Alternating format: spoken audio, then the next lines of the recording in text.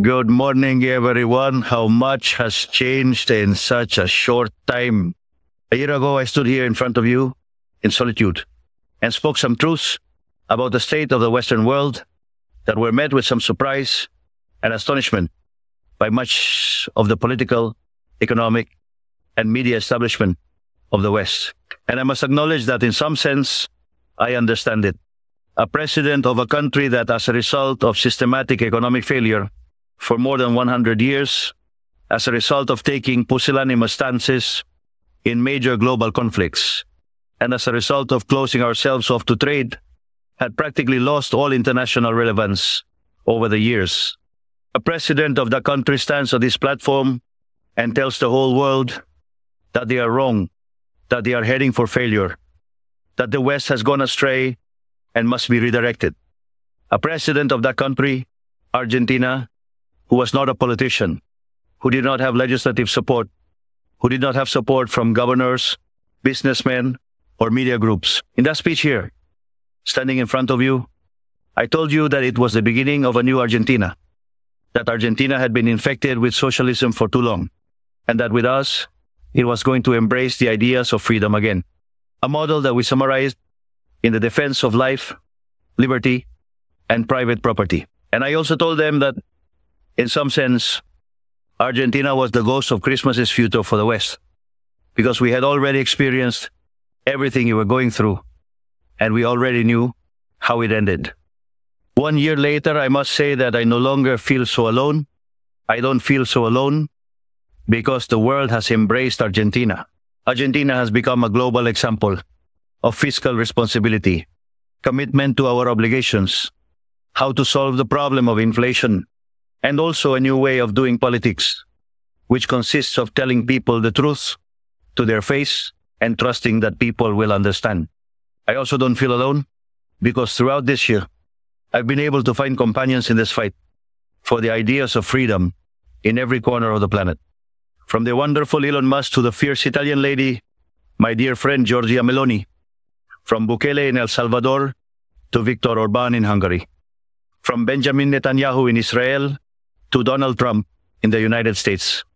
Slowly, an international alliance has been forming of all those nations that want to be free and that believe in the ideas of freedom.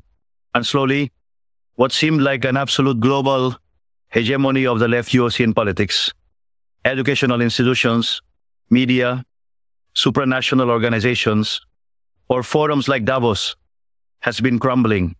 Today I come here to tell you that our battle is not won, that although hope has been reborn, it is our moral duty and historical responsibility to dismantle the ideological structure of the pernicious wokeness until we have managed to rebuild our historical cathedral, until we succeed in having the majority of Western countries embrace the ideas of freedom again, until our ideas are the common currency in the halls of events like this.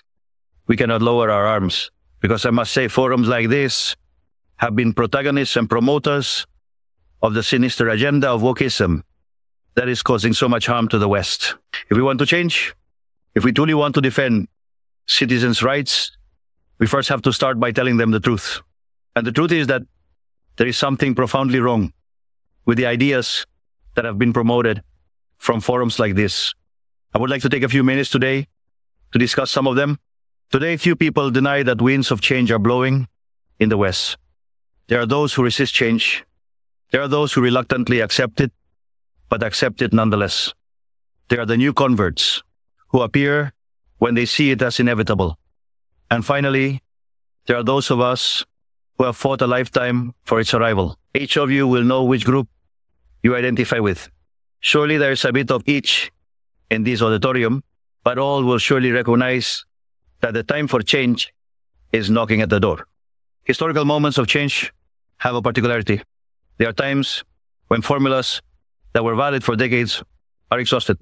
The ways considered unique for doing things cease to make sense.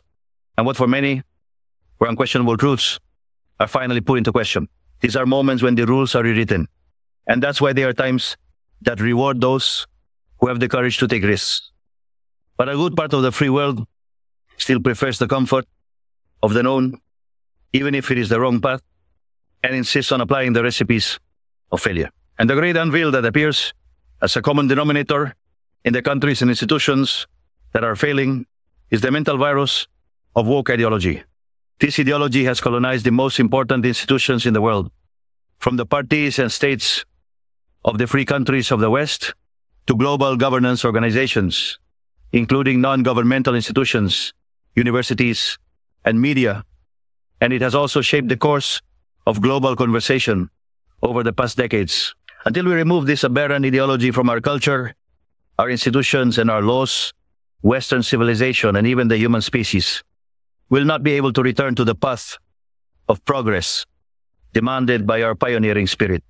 It is essential to break these ideological chains if we want to step into a new golden era. That's why today I want to dedicate a few minutes to destroying those chains. But first, let's talk about what we are fighting for. The West represents the peak of the human species, the fertile ground of its Greco-Roman heritage and Judeo-Christian values planted the seeds of something unprecedented in history. After definitively prevailing over absolutism, liberalism inaugurated a new era in human existence. Within that new moral and philosophical framework that placed individual freedom above the whims of the tyrant, the West was able to unleash the creative capacity of man, initiating a wealth generation process never seen before. The data speaks for itself. Until the year 1800, the world's GDP per capita remained practically constant. However, starting from the 19th century, and thanks to the Industrial Revolution, the per capita GDP multiplied by 20, lifting 90% of the world's population out of poverty. Even as the population multiplied, was only possible thanks to a convergence of fundamental values, respect for life, liberty, and property, which made free trade, freedom of expression, religious freedom, and the rest of the pillars of Western civilization possible. Added to this, our Faustian, inventive spirit, explorer, pioneer, which is always testing the limits of the possible. Pioneering spirit that today is represented, among others, by my dear friend Elon Musk, who has been unjustly vilified by the wow culture of recent hours for an innocent gesture that only signifies his enthusiasm and gratitude towards people. In short, we invented capitalism based on saving, investment, work, reinvestment, and hard work. We managed to enable each worker to multiply their productivity by 10, by 100, or even, why not, by 1,000, thus overcoming the Malthusian trap. However, at some point in the 20th century, we lost our way, and the liberal principles that had made us free and prosperous were betrayed. A new political class, supported by collectivist ideologies and taking advantage of moments of crisis, saw a perfect opportunity to accumulate power. All the wealth created by capitalism up to that moment and in the future would be redistributed under some centralized planning scheme, where the initial starting point led to a process whose harmful consequences we are suffering today. Pushing a socialist agenda, but insidiously operating within the liberal paradigm, this new political class distorted the values of liberalism. Thus, they replaced freedom with liberation, using the coercive power of the state to distribute the wealth created by capitalism. Their justification was a sinister, unjust, and aberrant idea of social justice, complemented by Marxist theoretical frameworks, whose aim was to free the individual from their needs. And at the core of this new value system, the fundamental premise is that equality before the law is not enough, as there are hidden foundational injustices that must be rectified, which represents a gold mine for bureaucrats with aspirations of omnipotence. In this fundamentally consists cookism. It is the result of the inversion of Western values. Each of the pillars of our civilization was changed by a distorted version of itself through the introduction of various mechanisms of cultural subversion. From the negative rights to life, liberty, and property, we moved to an artificially infinite number of positive rights. First it was education, then housing, and from there, ridiculous things like access to the internet, television broadcasting of football, theater, cosmetic treatments, and countless more desires that turned into fundamental human rights. Rights that, of course, someone has to pay for, and that can only be guaranteed through the infinite expansion of the aberrant state. In other words, from the concept of freedom as the fundamental protection of the individual against the intervention of the tyrant, we have moved to the concept of liberation through the intervention of the state.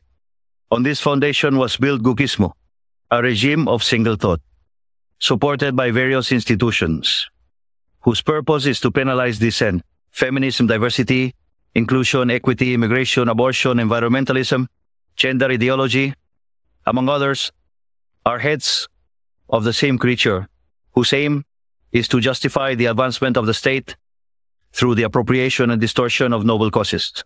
Let's look at some. Radical feminism is a distortion of the concept of equality, and even in its most benevolent form, it is redundant because equality before the law already exists in the West. Everything else is a quest for privileges, which is what radical feminism truly seeks, setting one half of the population against the other when they should be on the same side. We have even reached the point of normalizing that in many supposedly civilized countries, if one kills a woman, it is called femicide. And that carries a harsher penalty than if one kills a man just because of the victim's sex. Legalizing in practice that a woman's life is worth more than a man's, waving the flag of the gender pay gap. But when you look at the data, it's clear there's no inequality for the same task. Rather, most men tend to be in better paid professions than most women. However, they do not complain that the majority of prisoners are men, nor that the majority of plumbers are men, nor that the majority of robbery or murder victims are men, and not to mention the majority of people who died in wars. But if one raises these issues in the media or even in this forum, we are labeled as misogynists just for defending a fundamental principle of modern democracy and the rule of law, which is equality before the law and the facts. Wokeism, moreover, is manifested in the sinister radical environmentalism and the flag of climate change. Preserving our planet for future generations is a matter of common sense. No one wants to live in a dam, but once again, wokeism managed to pervert that basic idea. From preserving the environment for the enjoyment of human beings, we have moved to a fanatical environmentalism where human beings are seen as a cancer that must be eradicated, and economic development is viewed as almost a crime against nature. However, when one argues that the Earth has already had 5 cycles of abrupt temperature changes, and that in 4 of them, humans did not even exist, they label us as flat earthers to discredit our ideas, regardless of the fact that science and data are on our side. It is no coincidence that these same people are the main promoters of the bloody and murderous agenda of abortion, an agenda designed based on the Malthusian premises that overpopulation will destroy the earth, and therefore we must implement some form of population control. In fact, this has already been pushed to such an extreme that today on the planet, it is starting to become a problem. The population growth rate, what a task they set themselves with these aberrations of abortion. From these forums, the LGBT agenda is promoted, trying to impose the idea that women are men, and men are women just if they self-identify as such. And they say nothing about when a man dresses up as a woman and kills his rival in a boxing ring, or when a prisoner claims to be a woman and ends up assaulting any woman he encounters in prison. Just recently, a few weeks ago, the case of 2 American homosexuals made headlines worldwide who, under the banner of sexual diversity, were sentenced to 100 years in prison for abusing and filming their adoptive children for more than 2 years. I want to be clear that when I say abuses, it is not a euphemism, because in its most extreme forms, gender ideology constitutes plain and simple child abuse. They are pedophiles. Therefore, I want to know who endorses those behaviors. They are irreversibly harming healthy children through hormonal treatments and mutilations, as if a child of 5 years old could give their consent to such a thing. And if it happens that their family does not agree, there will always be state agents ready to intervene in favor of what they call the best interest of the child. Believe me, the outrageous experiments conducted today in the name of this criminal ideology will be condemned and compared to those that took place during the darkest times of our history. Covering this multitude of abject practices is the eternal victimhood, always ready to shoot accusations of homophobia, transphobia, and other inventions whose sole purpose is to try to silence those who denounce this scandal that national and international authorities are complicit in. On the other hand, in our businesses, public institutions, and educational institutions, merit was set aside for the doctrine of diversity, which implies a regression towards the nobility systems of the quotas are invented for whichever minority politicians think of, which only undermines the excellence of these institutions. Wokeism has also distorted the cause of immigration. The free movement of goods and people is foundational to liberalism. We know this well. Argentina, the United States, and many other countries became great because of those immigrants who left their homelands in search of new opportunities. However, instead of trying to attract foreign talent to promote development, we have moved to mass immigration, driven not by national interest, but by guilt. As the West is the supposed cause of all the evils in history, it must redeem itself by opening its borders to everyone, necessarily culminating in a reverse colonization that resembles collective suicide. Thus, we see today in images of hordes of immigrants who abuse, rape, or kill European citizens, who only committed the sin of not adhering to a particular religion. But when someone questions these situations, they are labeled as racist, xenophobic, or a Nazi. Wokeism has deeply penetrated our societies, promoted by institutions like this one, to the point of even questioning the very idea of sex through the harmful gender ideology. This has led to even greater state intervention through absurd legislation, such as the requirement for the state to finance hormones and missionary surgeries to fulfill the self-perception of certain individuals.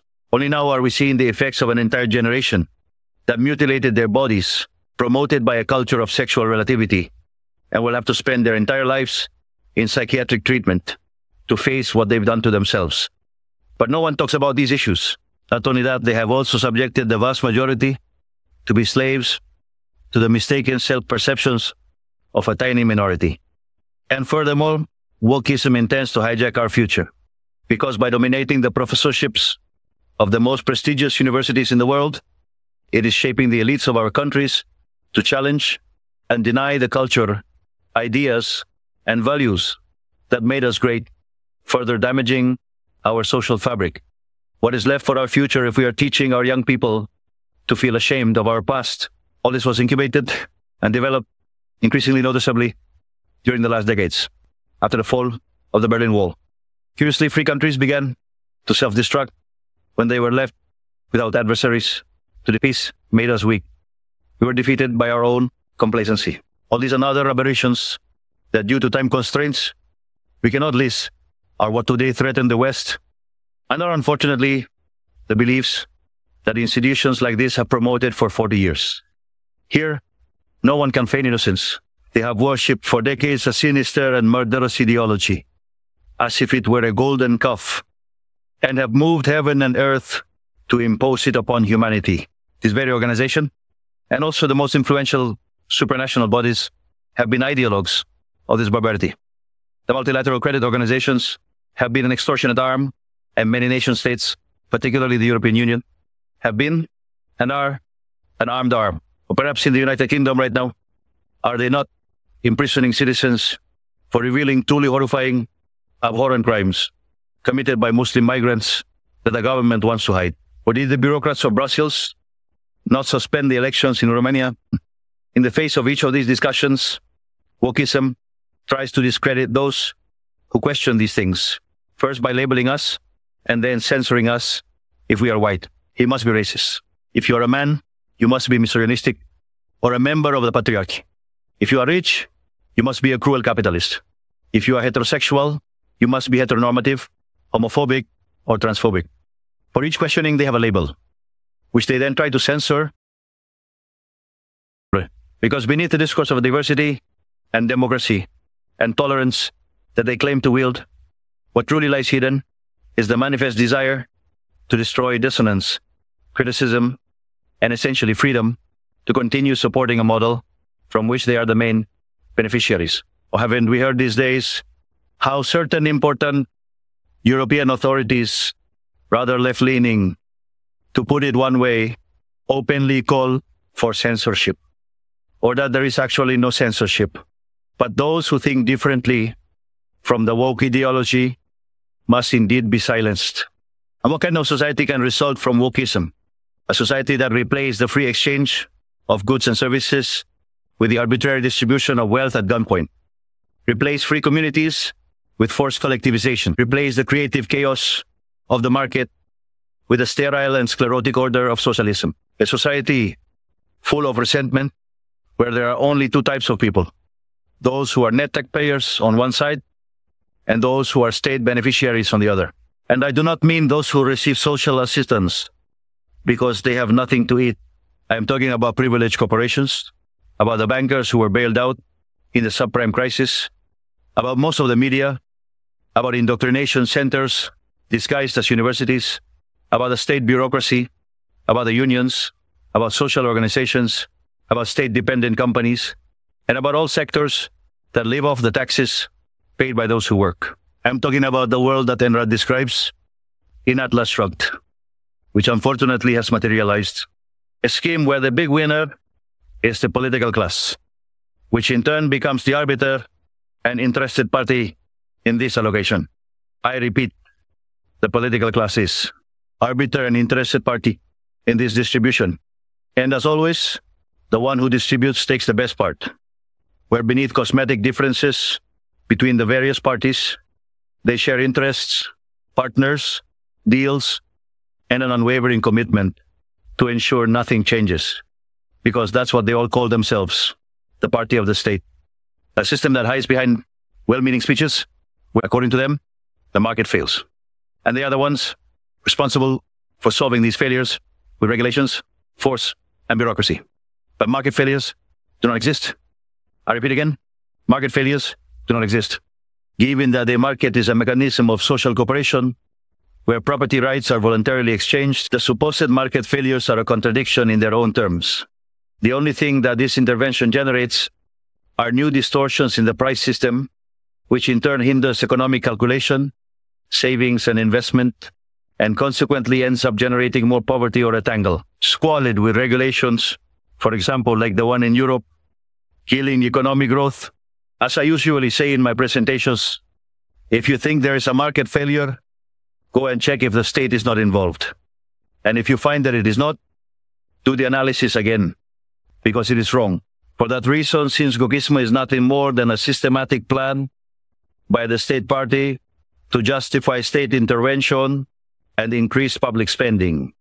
This means that our first crusade, the most important if we want to recover the West of progress, if we want to build a new golden age, must be the drastic reduction of the size of the state, not only in each of our countries, but also the drastic reduction of all supranational organizations, because it is the only way to completely cut off this perverse system, draining its resources to return to the taxpayer what is theirs and end the selling of favors. There is no better method than eliminating state bureaucracy so that there is no possibility to sell these favors. The functions of the state must once again be limited to the defense of the right to life, liberty, and property. Any other function the state assumes will be to the detriment of its fundamental task and will inexorably culminate in the omnipresent leviathan that we all suffer today.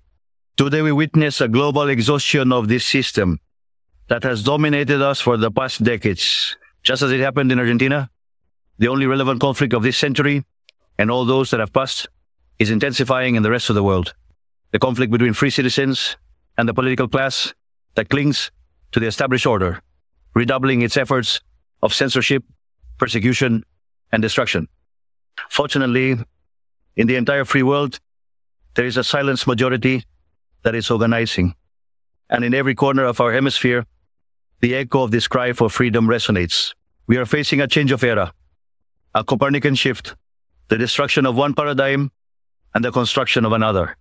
And if globally influential institutions like this house want to turn the page and participate in good faith in this new paradigm, they will have to take responsibility for the role they played in these recent decades and acknowledge the mea culpa that society demands of them. To conclude, I want to speak directly to the leaders of the world, to all those who lead both national states and large economic groups and international organizations, both those present here and those listening from their homes. The political formulas of recent decades that I have presented in this speech have failed and are collapsing on themselves. Everyone else, reading what everyone reads, saying what everyone says, can only lead to error, although there are still many who persist. The script of the last 40 years has been exhausted. And when a system is exhausted, history opens up. That is why to all global leaders, I say this is the time to step out of that script. It is time to be bold. It is time to dare to think and to dare to write our own verses.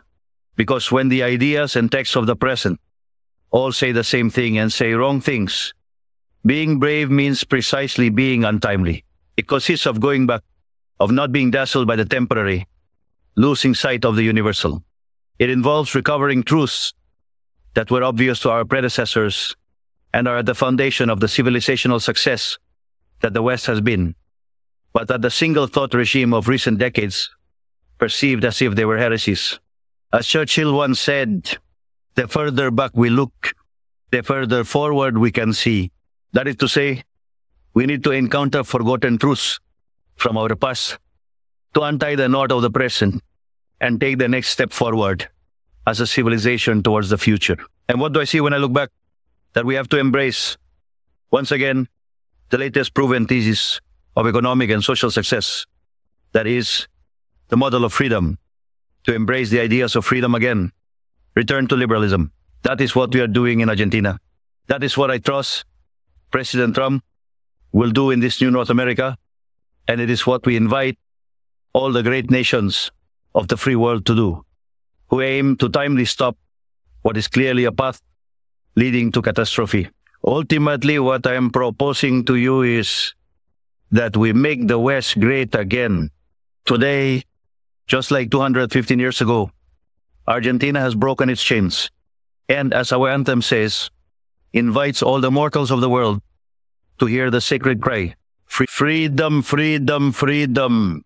May the force of heaven be with us.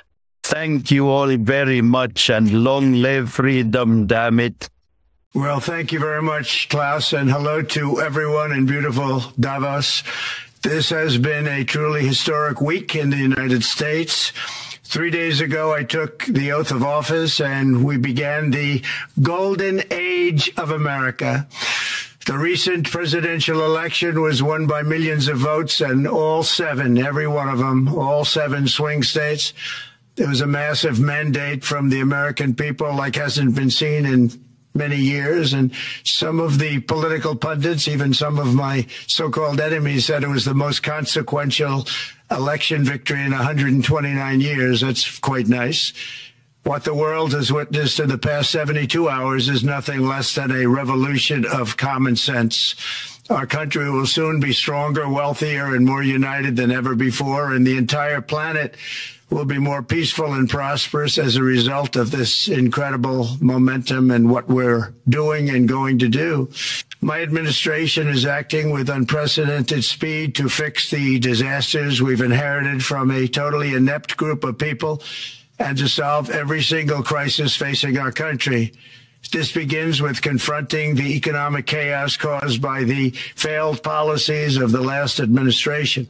Over the past 4 years, our government racked up $8 trillion in wasteful deficit spending and inflicted nation-wrecking energy restrictions, crippling regulations, and hidden taxes like never before.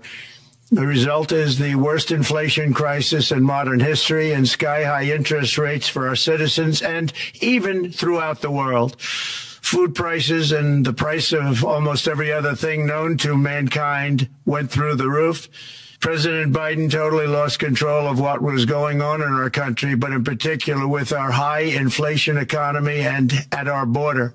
Because of these ruinous policies, total government spending this year is $1.5 trillion higher than was projected to occur when I left office just 4 years ago.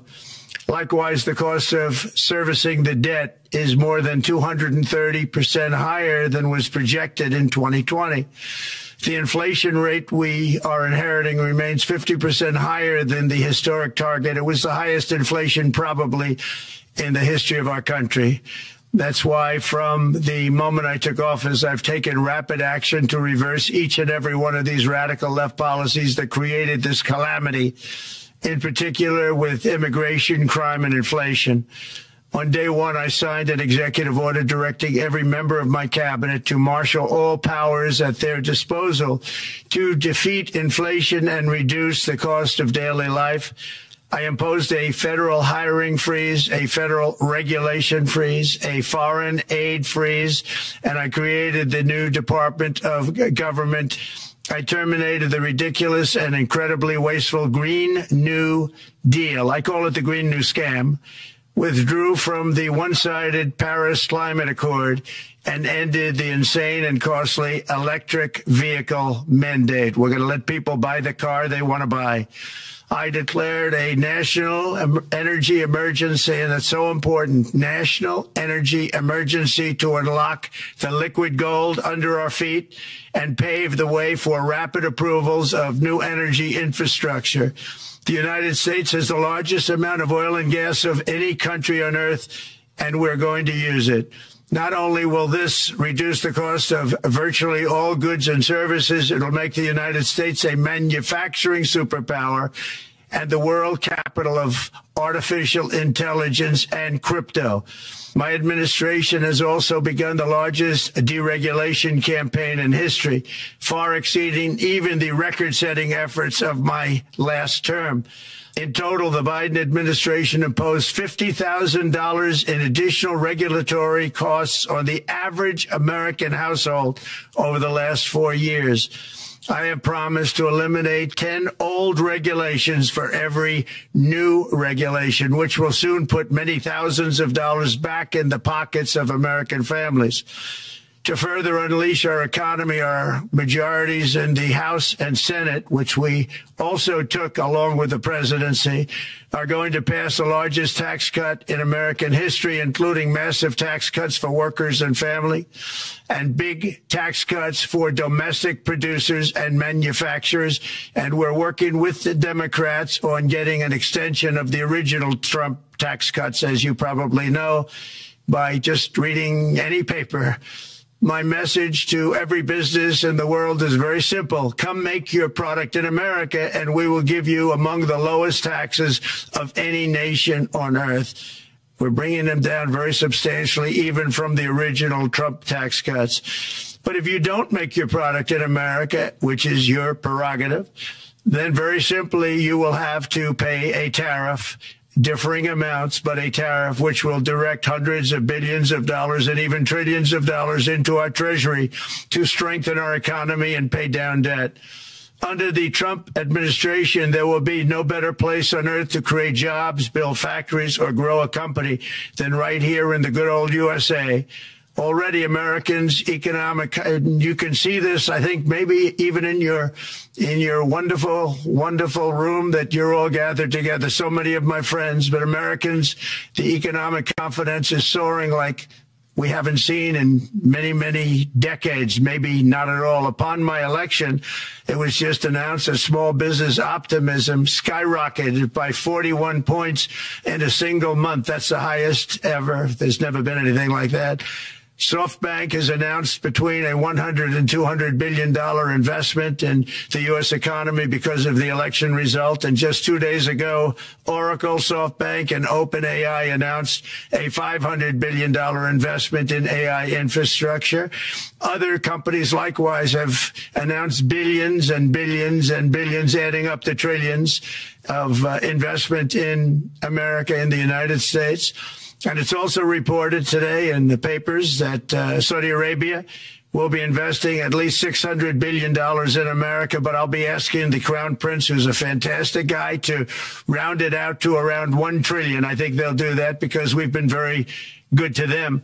And I'm also going to ask Saudi Arabia and OPEC to bring down the cost of oil. You got to bring it down, which, frankly, I'm surprised they didn't do before the election. That didn't show a lot of love by them not doing it. I was a little surprised by that.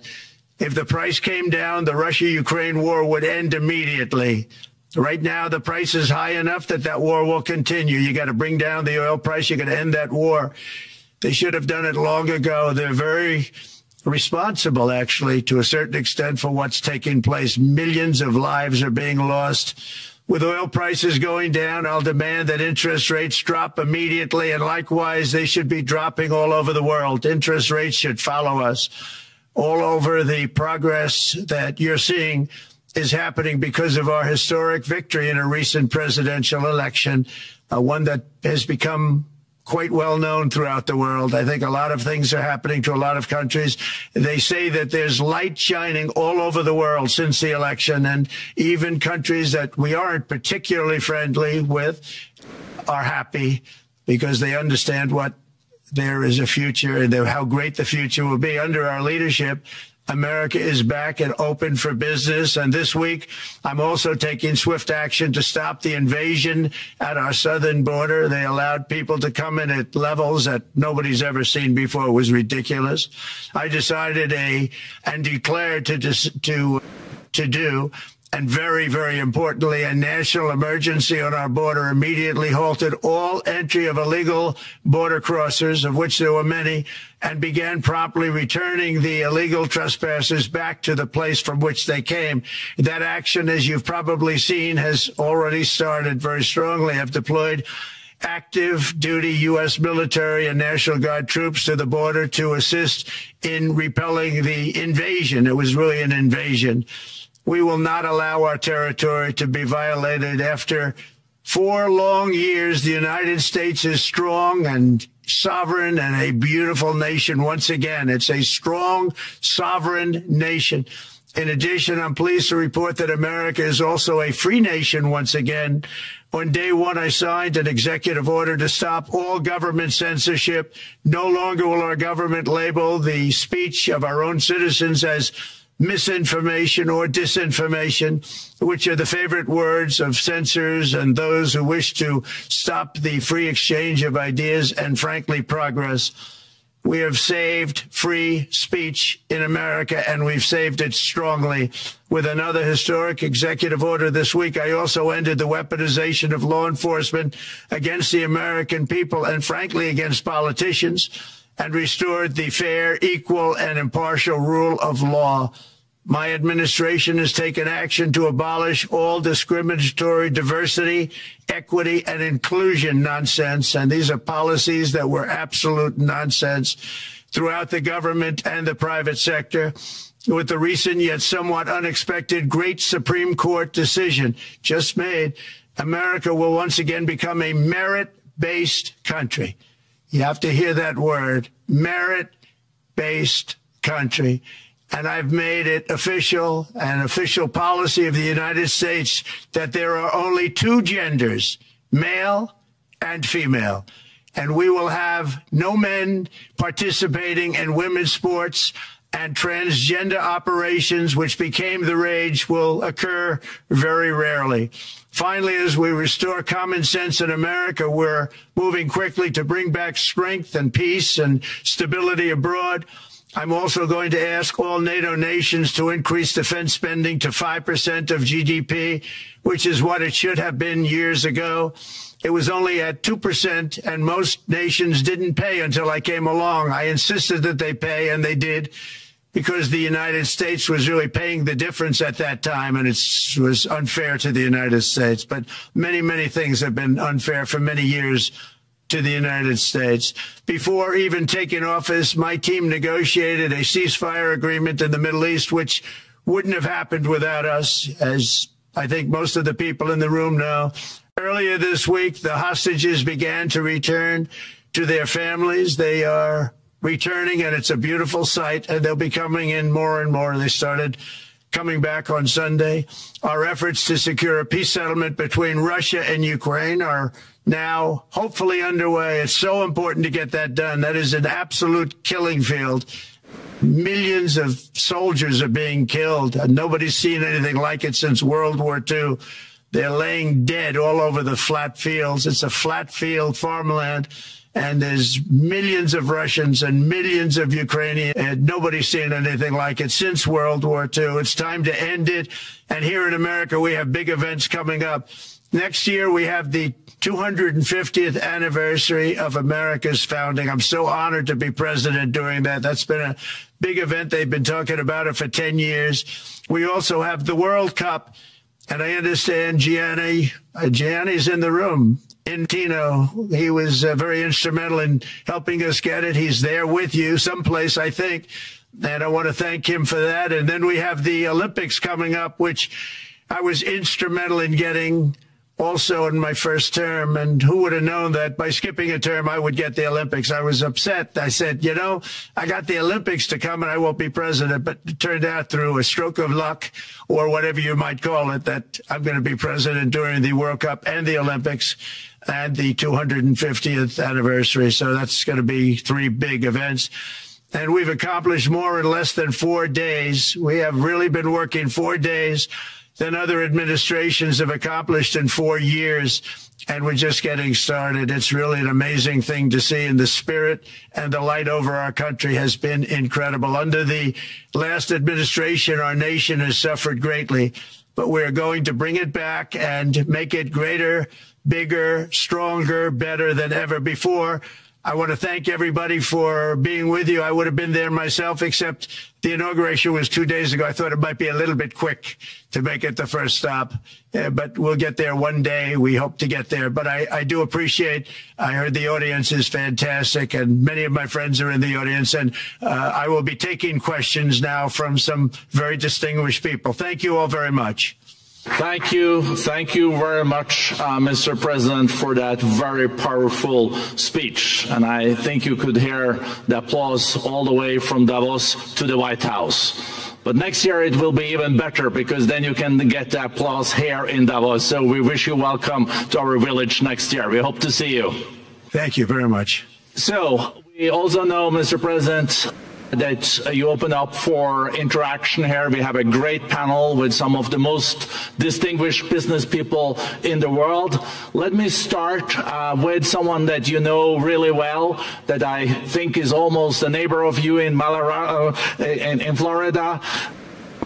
Mr. Steve Schwarzman, Chairman, CEO, and co-founder of Blackstone Group. So, Steve, floor's yours.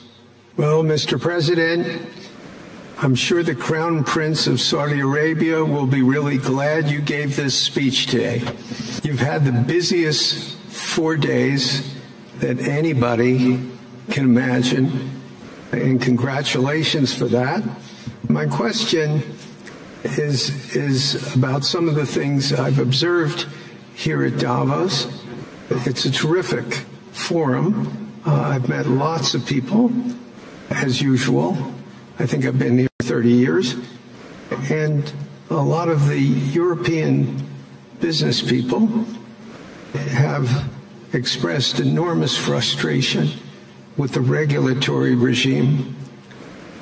And they attribute slower growth rates here because of the numerous factors, but especially because of regulations. And you've taken a completely different approach in this area. And if you could explain the theory of what you're doing, how you're going to do it, and what you expect the outcome to be, I'd appreciate it. Well, thank you very much, and congratulations, Steve. You're a friend of mine, but on a great career. You have had an amazing career, and it continues. I just want to congratulate you. Very inspirational to a lot of people. I want to talk about the EU, because you mentioned specifically that I've also had a lot of friends and leaders of countries. I've gotten to know them all my first term and a little bit during this period of 4 years, and know them well, like them a lot, but they're very frustrated because of the time everything seems to take to get approved, environmental impact statements for things that you shouldn't even have to do that, and many, many other ways that it takes. And I'm going to give you a quick little example. In the private life, my beautiful private life, before I had all these things happening, the world is a little different. I had a nice, simple life. You knew that. But when I had that simple life, I did projects, and I had a big project in Ireland, and it had to get approval on something that would have made it even better. And I got the approval from Ireland in a period of a week. And it was a very, very, very efficient, good approval. And they informed me, though, the problem is you're going to have to get it from the EU, and we think that'll take 5 to 6 years. And they said, you have to be kidding. And this was before politics. And I said, wait a minute, it's not that important. I don't want to go 5 or 6 years, but it would have been a big investment. It would have been nice, and it would have been good for the project. And I sent the people to the EU to see if they could speed it up. And basically it was a 5 or 6 year wait just to get a simple approval that Ireland gave me in a period of literally not much more than a week. And I realized right then, that was the first time I really was involved with the EU, but I realized right then that's a problem. And I didn't even bother applying to do it. I don't want to be criticized. He did apply, actually. No, I want to be very accurate. So I don't think I did, but if I did, I pulled it very quickly. It was just something you couldn't wait 5 years or 6 years to get an approval. So a lot of, in a very big business sense, a lot of people are claiming that's the problem. From the standpoint of America, the EU treats us very, very unfairly, very badly. They have a large tax that we know about, and a VAT tax, and it's a very substantial one. They don't take our, essentially don't take our farm products, and they don't take our cars, yet they send cars to us by the millions. They put tariffs on things that we want to do, like, for instance, I think they actually, in terms of, these are non-economic or non-monetary tariffs, and those are very bad. And they make it very difficult to bring products into Europe, and yet they expect to be selling, and they do sell their products in the United States. So we have, hundreds of billions of dollars of deficits with the EU, and nobody's happy with it, and we're going to do something about it, but nobody's happy with it. So I think the EU has to speed up their process. Friends of mine that are in some of the nations within the EU, great people, they want to be able to compete better, and you can't compete when you can't go through the approval process fast. There's no reason why it can't go faster. So, I'm trying to be constructive because I love Europe. I love the countries of Europe, but the process is a very cumbersome one. And they do treat the United States of America very, very unfairly with the VAT taxes and all of the other taxes they impose. One other, just to finish up, I got a call from the head of a major airline, one of the biggest airlines in the world, and he said, sir, could you help us? What? Landing in Europe is brutal. They charge us fees for everything, and it's so unfair. I said, how does it compare to China? He said, it's much worse. And the other thing, as you know, they took court cases with Apple, and they supposedly won a case that most people didn't think was much of a case. They won 15 or 16 billion from Apple. They won billions from Google. I think they're after Facebook for billions and billions. These are American companies, whether you like them or not. They're American companies, and they shouldn't be doing that. And that's, as far as I'm concerned, it's a form of taxation. So we have some very big complaints with the EU. Very much, Mr. President. We'll now go to one of your friends in the EU, Patrick Pouyanné. He's the chairman and CEO of Total Energies. I guess you have a question ready, Patrick, for the President. Mr. President, as we understand, energy is at the top of your agenda, and it's an honor for me to represent the energy industry tonight. In this panel, Total Energies is indeed the fourth largest oil and gas and electricity company in the world. I will not ask you a question about the oil price. It's quite clear what you expect from us. I will go to gas more. And our company is the largest #1 exporter LNG from the US company. We are a strong contributor to, and we invest in a mammoth projects in Texas, $20 billion. It's far from 200, but it's $20 billion. And we contribute with that to security of supply to Europe, as we export this LNG to Europe. Some experts fear that if there are too many projects up in the US on LNG, this could have an inflationary impact on the US domestic gas price. And they recommend a pause on these projects. I would ask you the following question. What are your views about such a pause on investments on LNG in the US? What would happen if you would observe an increased domestic gas price because of these exports? And final question, which is important for Europe, would you agree to guarantee security of supplies of US LNG to Europe? Well, on the last part of your question, yes, I would. I would make sure that you get it. If we make a deal, we make a deal, you'll get it. Because a lot of people do have that problem. They make a deal and then it can't get supplied because of war-type problems and other problems. So we would absolutely do that. LNG is very interesting because when I took office for the first term, one of the first things I looked at was there were two very massive plants in Louisiana, a state that has been very good to me, won it by many, many points. And I felt strongly indebted to it, actually. And they said there are two plants that have been under environmental consideration for more than 10 years. And they were costing, as you say, you know how expensive those plants are, but they were costing like 12 billion and I think 14 or 15 billion. But they couldn't get their permits. They were in review for years, many, many years, like a decade or more. And I said, so ridiculous. I know so much about that because in the construction industry, I had to go through it too, but I got good at it after a while. But I saw the projects, and you're talking about a total investment of 25 to $30 billion, and it looked like it was going to end. They couldn't get their permits, and I got them done in less than a week.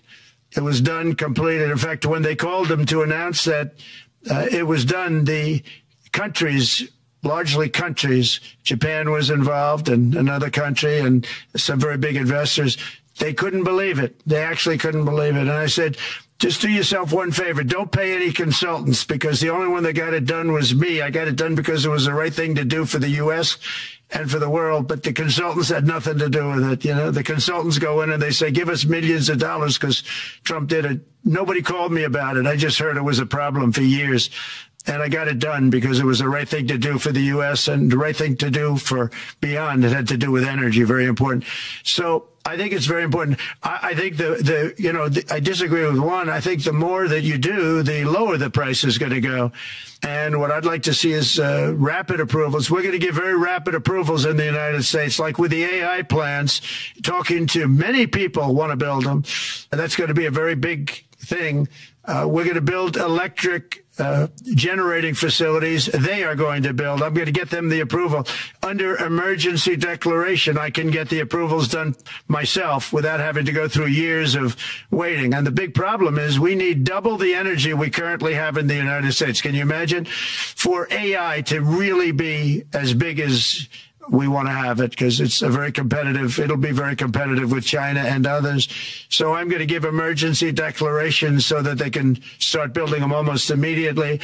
And I think it was largely my idea because nobody thought this was possible. It wasn't that they were not smart, because they're the smartest, but I told them that what I want you to do is build your electric generating plant right next to your plant as a separate building connected. And they said, wow, you're kidding. And I said, no, I'm not kidding. You don't have to hook into the grid, which is old and, you know, could be taken out. If it's taken out, they wouldn't have any way to get any electricity. So we are going to allow them to go on a very rapid basis to build their plant, build the electric generating plant. They can fuel it with anything they want, and they may have coal as a backup, good, clean coal, you know.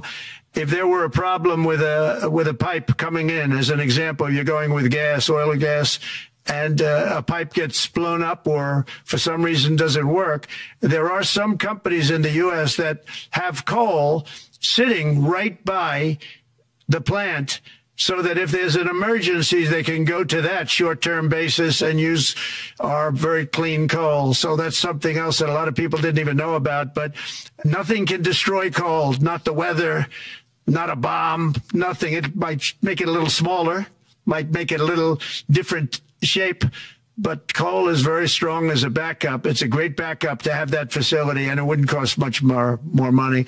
And we have more coal than anybody. We also have more oil and gas than anybody. So we're going to make it so that the plants will have their own electric generating facilities attached right to their plant. They don't have to worry about a utility. They don't have to worry about anything. And we're going to get very rapid approvals. Thank you. Thank you so much, Mr. President. We'll now go to another CEO that you know very well, Brian Moynihan, the CEO and chair of Bank of America. Good afternoon, Mr. President, and congratulations, and obviously an eventful week for you and your family.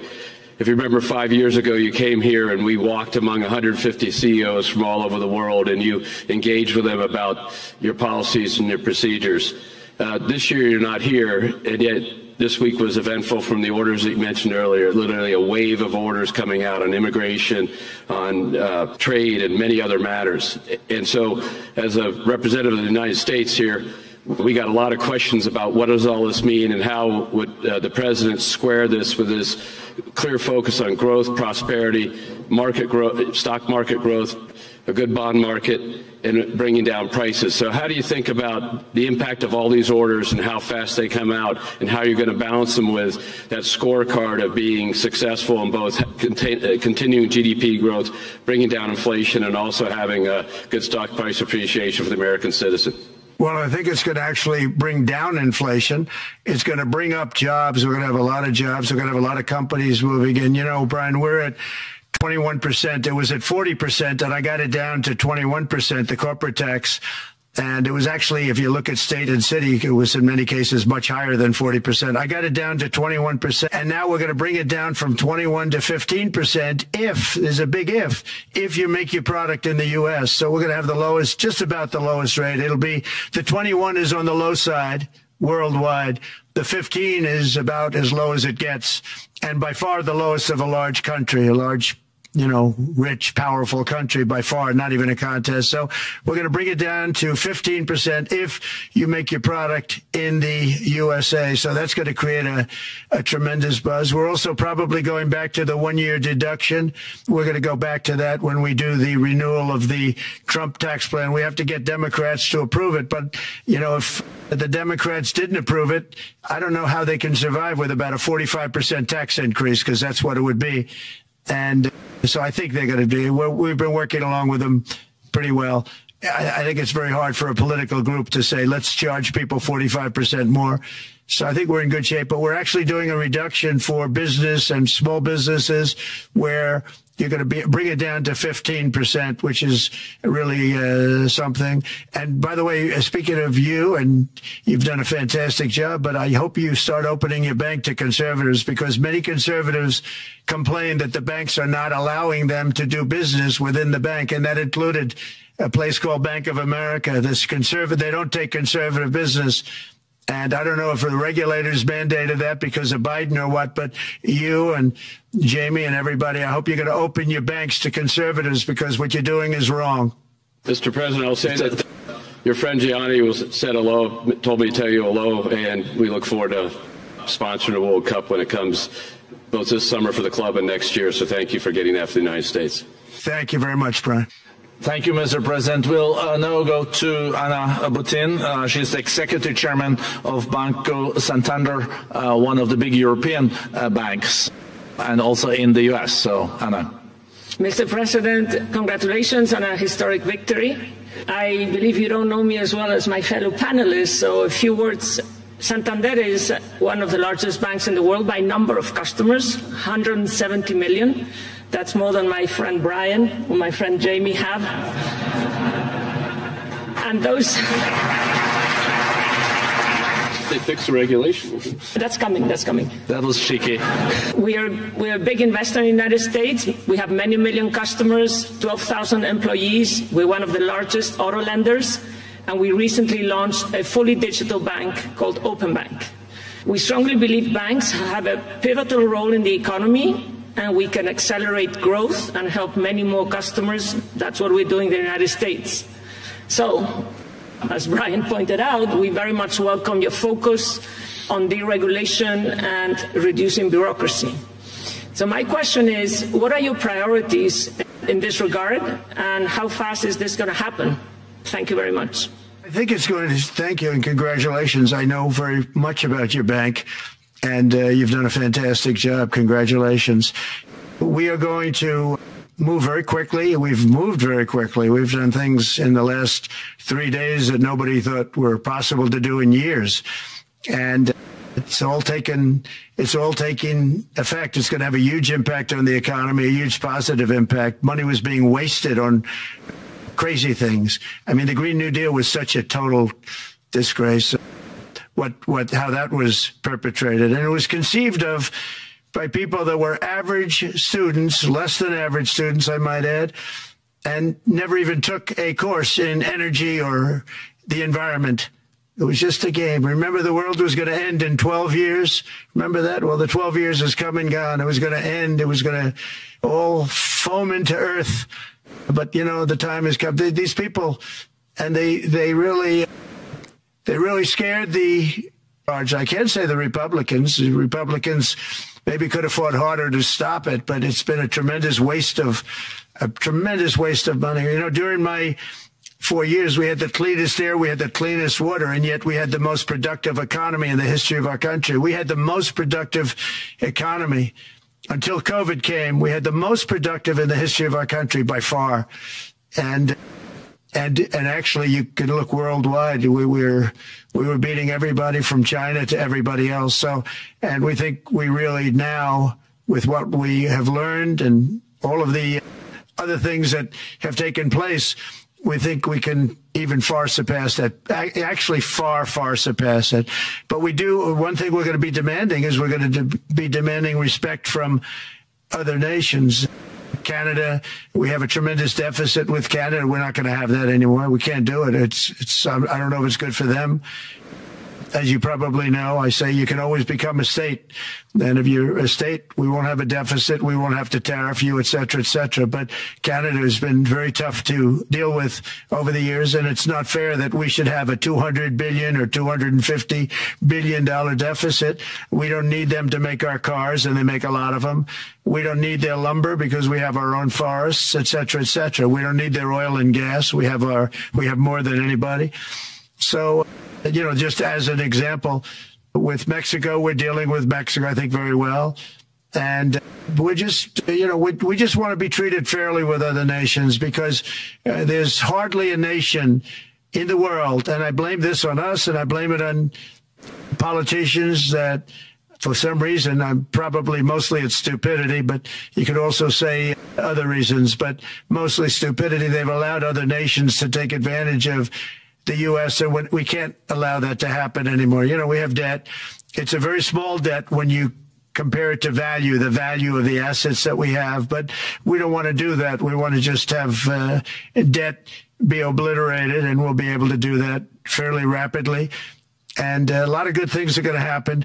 And honestly, good things are going to happen for the world, and good things are going to happen for the people that are dealing with us, allies and beyond allies. One thing very important, I really would like to be able to meet with President Putin soon and get that war ended. And that's not from the standpoint of economy or anything else. It's from the standpoint of millions of lives are being wasted.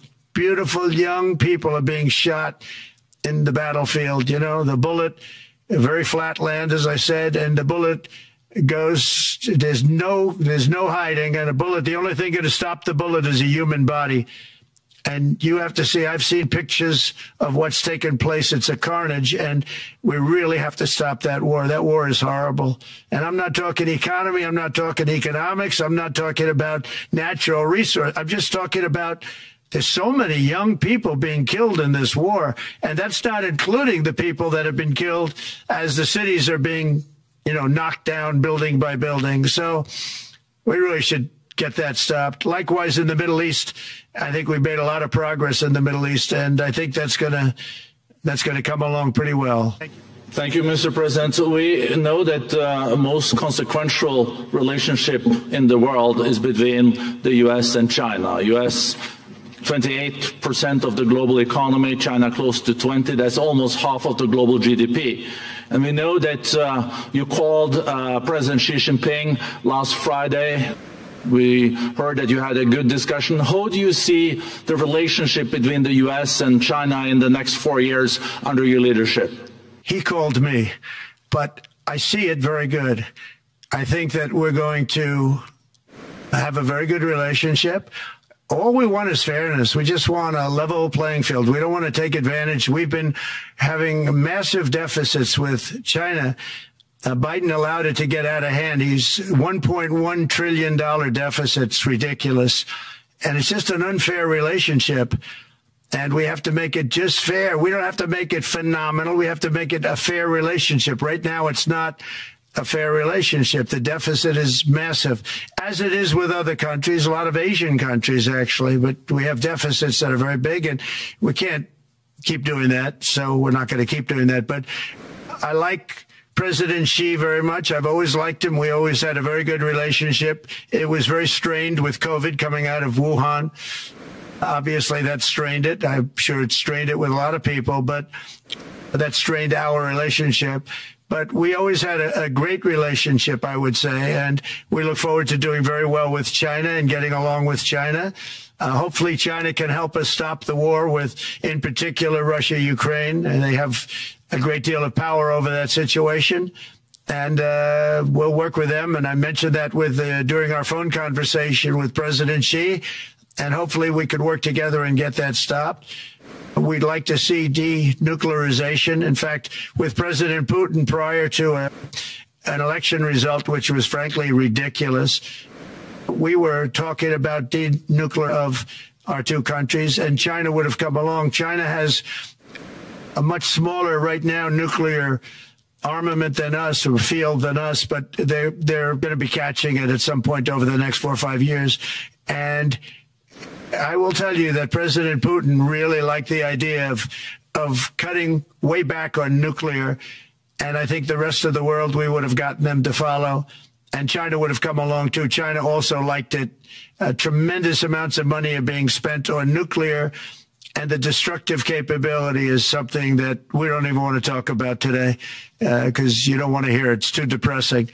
So we want to see if we can denuclearize, and I think that's very possible. And I can tell you that President Putin wanted to do it. He and I wanted to do it. We had a good conversation with China. They would have been involved, and that would have been an unbelievable thing for the planet. Mr. President, when you're back here in Davos next year, will there be then a peace agreement with Ukraine and Russia by then? Well, you're going to have to ask Russia. Ukraine is ready to make a deal. Just so you understand, this is a war that should have never started. If I were president, it would never have started. This is a war that should have never, ever, and it wasn't started during there was never even talk about it. I knew that it was the apple of President Putin's eye, but I also knew that there was no way he was going in, and he wasn't going to go in. And then when I was out, bad things happened, bad things were said, a lot of stupidity all around, and you end up with what you have. Now you have all these bombed out cities. They look like demolition sites with many people killed. I think the thing that you'll see about Ukraine is that far more people have died than is being reported. And I've seen that. But far, far more people have died. When you look at a city that's become a demolition site where big buildings have been collapsed by missiles hitting them and everything else, and they say one person was slightly injured. No, many people were killed. Those are big buildings. I was surprised at how that was my business. These are buildings that go 2 and 3 blocks long. They're 20 stories high. They're big, powerful buildings, and they were knocked down, and there were a lot of people in those buildings that announced that 2 people were injured. That's not true. So I think you're going to find that there were many more people killed in Ukraine in the Ukraine war than anybody has any idea. But if you look now, so many of the people being killed are soldiers just facing each other with guns, rifles, and drones, the new form of warfare, drones. And it's a very sad thing to see. And when you see pictures of the fields that I see, nobody wants to see it. You'll never be the same. Thank you very much, Mr. President, on behalf of all the 3,000 participants here in Davos. We really, really underline that joining us the third day in your presidency, live taking questions here is so appreciated, and we are already ready for receiving you next year in person. So thank you very much, and all the best from Davos. Thank you. Thank you very much.